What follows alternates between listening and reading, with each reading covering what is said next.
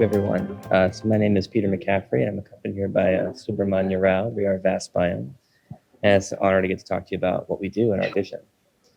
So, that's a slide. So what is Vastbiome? Vastbiome is a patient-first drug discovery company, and our focus really is mapping the gut immune axis to identify novel medicines. As we know, there are many complex diseases that significantly afflict human lives, one of which is cancer, and immunoregulation is a critical part of cancer. And of course, one of the large, significant struggles of drug discovery is identifying meaningful compounds that can affect cancer. This is probably the primary challenge that affects all endeavors to find new drugs.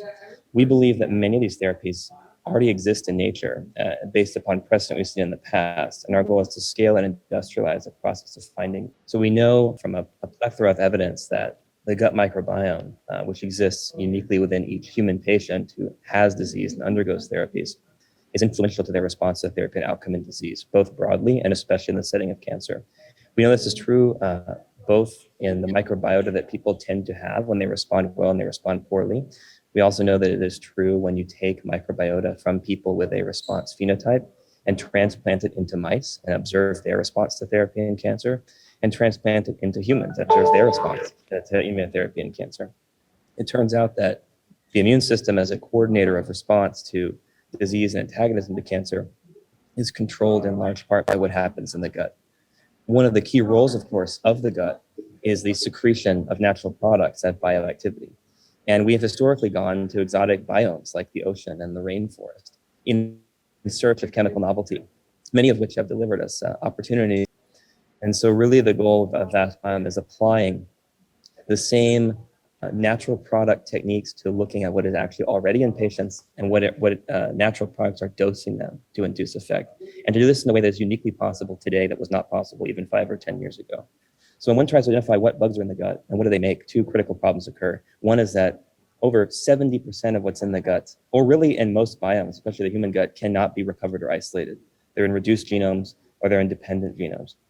When you isolate what they might, bugs they might have, what they grow, you cannot identify the function of their metabolites.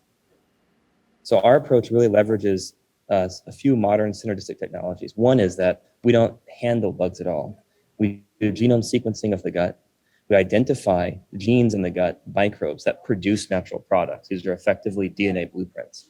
And we reconstitute them in a cell-free system with synthetic DNA payloads optimized under machine learning and expressed without the need for bugs or bug genomes. So we can both elicit natural products as they would have occurred from a genomic source. We have a platform called VBX1 that synergizes across data collection from patients. And we actually have internalized this entire process with a lab in the Bay Area and a lab in the Hong Kong Science and Tech Park. We collect our own samples, process and cluster our own samples, print DNA, run cell-free expression systems, and annotate products all internally in the lab, all as part of an optimization pathway. We've even done this before, mining a novel topoisomerase 1 and 2 inhibitor from a human gut that we had identified a correlative blueprint from a checkpoint responding patient, which we're moving forward into in vivo studies. We have a pretty stellar team with significant experience across AI, clinical medicine, tumor biology, bioinformatics, and importantly, drug discovery. So with groups like Nimbus, Archial, and Pharmacyclics behind us. And so our goal really is to industrialize annotation, to know everything there is to know about what is made in the microbiome and what it does.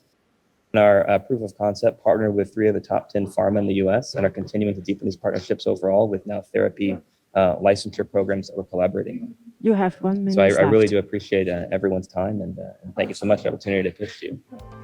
So in terms of your, I guess library, are you building a specific set of library that targets specific sets of disease, or what's your approach to that? Great question. So our broad theme approach is the gut immune axis and immunoregulatory disease states. Our way of approaching that is immuno-oncology adjuvancy, followed by autoimmunity like IBD and colitis, and IRAEs, followed by general autoimmunity like RA, for example. And so within these disease cases, we're looking for things that might boost immune response to checkpoint blockade immunotherapy initially. And our focus is especially in terpenes and ribosomally synthesized post-translation modified Sorry, didn't catch the last part. I'm saying, we have this broadly in immunity, specifically an immuno-oncology checkpoint adjuvancy. And then when it comes to areas of chemical space of particular interest, they are terpene molecules and another class called RIPs, which are very variable peptides like lysopeptides and antipeptides. And we have a therapy portfolio we're building out in both of these domains. And then the plan is that you will work with a pharma company to develop certain drugs, and that's the business model, or what's the use in terms of your database? We basically have three ways that we interact with pharma. One is biomarker mining, because in the case of the microbiome, really the therapeutic leads are the modulatable biomarkers. So we know that these blueprints are important, these products are important to have, and they impact therapy. That in itself is a form of a biomarker. So our sort of tier one partnership is to say, give us your data, we mine it for these things. Our use of those things is to then modify them as therapy or mine them for their actors. You mentioned you achieved the first FDA breakthrough recently. So I would want to hear more about the commercialization pathway and maybe your targeted countries. A lot of our data heretofore has come from publicly available, well, now we have non-public data, but our database is a mixture of publicly available data as anyone would have, which basically spans primarily US and European data sources. Our own trial is primarily US, it's in 17 sites.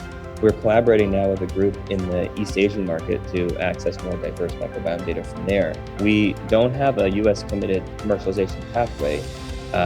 It's been where we have sourced most of our data from. But in reality, we think these BGCs are conserved globally. At least they're much more conserved than organisms or taxa. So we think that gives us a lot of flexibility in market reach that we would go to. With this lead in particular, the one that we're looking at the in vivo study with, should this progress or something like it progress, then our move would basically be to say, can we capitalize bringing this to IND ourselves? We would prefer to do that. If we can't do it that way, then we would work out maybe a milestone or tranche agreement with a pharma company that has vested interest in IO adjuvancy, something like a Merck, for example, who we work with closely. And so this is kind of the two ways forward, depends on basically promise of the program and capitalization to keep it internal. We prefer to keep things internal if we can through IND, but not with the restrictions of the US market necessarily. Great, thanks. Time is up. Thank you so much.